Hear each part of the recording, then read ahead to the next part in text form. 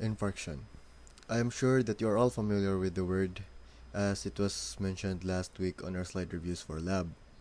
Now I am here to shed light for the in-depth view on what is really infarction. So, what is infarction? An infarct is an area of ischemic necrosis caused by occlusion of either the arterial supply or the venous drainage.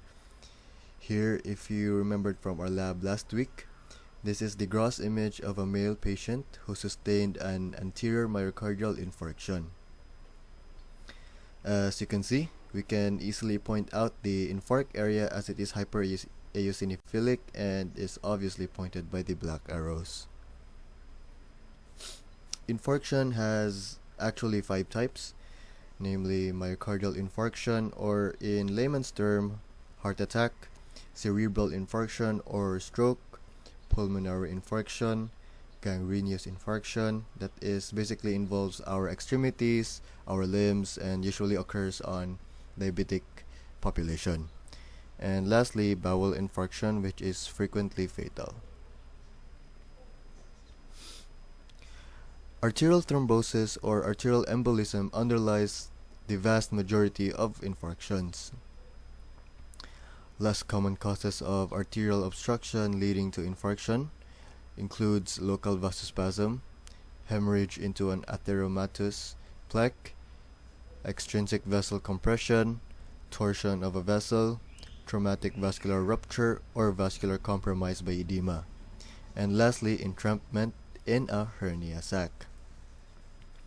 So, although venous thrombosis can cause infarction, one more common outcome is just congestion. In this setting, bypass channels rapidly open and permit vascular outflow, which then improves arterial inflow. Infarcts caused by venous thrombosis are thus likely in organs with a single efferent vein. A great example would be testes and ovary. Now, let us tap into its morphology. Infarct are classified to color and presence of absence of infection.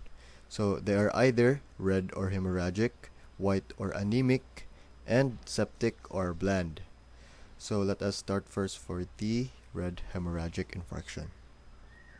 So red infarction occurs with venous occlusions in loose pudgy tissues, which is a great example of a lung where blood can collect in the infarcted zone, in tissues with dual circulations that allow blood to flow from an obstructed parallel supply into a necrotic zone, in tissues previously congested by sluggish venous outflow, and when flow is re-established to a site of a previous arterial occlusion and necrosis.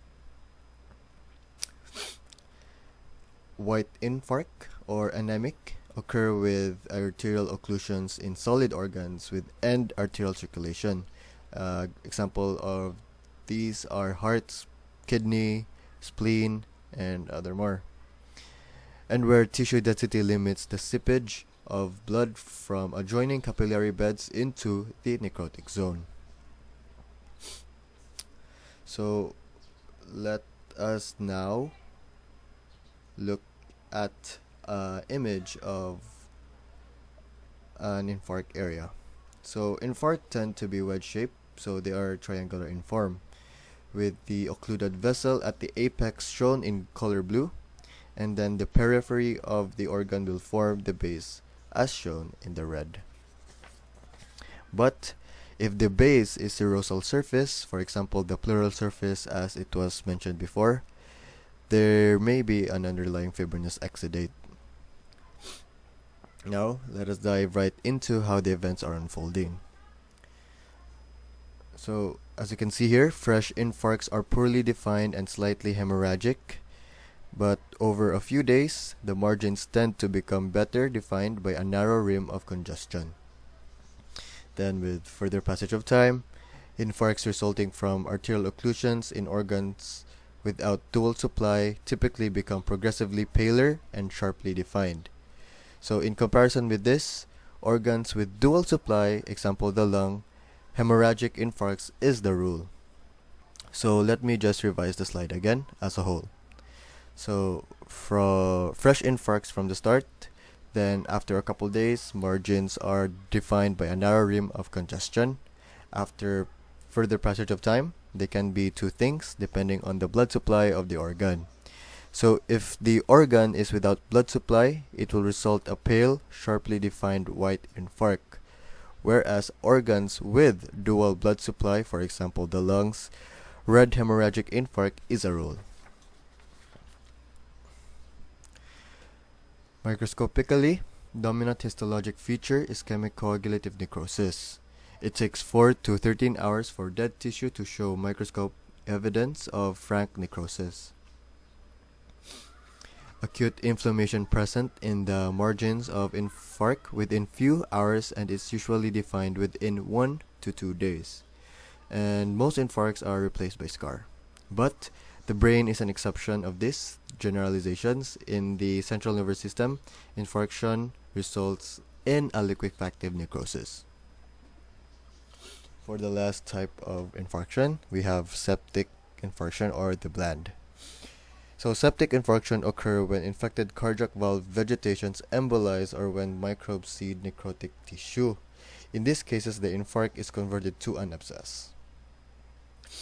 Now let us move on to the last subtopic, which is the factor that influence infarct formation. There are 4 important factors. First, the anatomy of vascular supply.